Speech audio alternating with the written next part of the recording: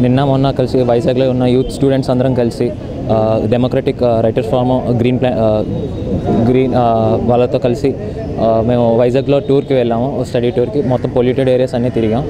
అక్కడ పొల్యూషన్ వల్ల జరిగే వేరియస్ ఎఫెక్ట్స్ అన్నీ, ప్రజలు ఎలా ఇబ్బందులు పడుతున్నారు అన్నీ చూసాం.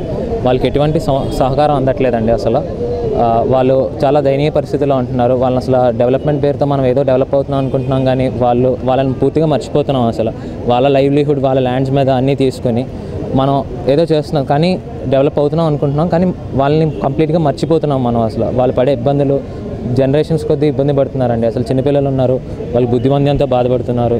అసలు తినే ఫుడ్ కూడా వాళ్ళకి ఆఖరికి డైలీ కలుషితం అయిపోతుంటే అసలు మేము ఎందుకు అన్నట్టు ఉంటున్నారు. అసలు వాళ్ళకి ఏమీ సంబంధం లేకుండా, బయట ప్రపంచంతో కాంటాక్ట్ లేకుండా, అక్కడికి మంచినీళ్ళు తాగడం అందులో డస్ట్ ఉంటుంటే ఇంకా మేము ఎక్కడికి పోవాలి అని అడుగుతున్నారండి.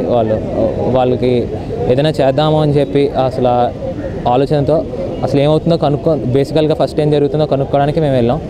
దీన్ని డెఫినెట్గా ముందుకు తీసుకెళ్ళాలని అనుకుంటున్నాం. ఇది పిట్టవానిపాలెం ఎన్టీపీసీ ఏరియాలో పొల్యూషన్ ఏరియా, తర్వాత జింక్ పొల్యూషన్ ఏరియా, కోరమండల్ వెనకాల ఉన్న ఆ ఏరియాస్కి వెళ్ళామండి.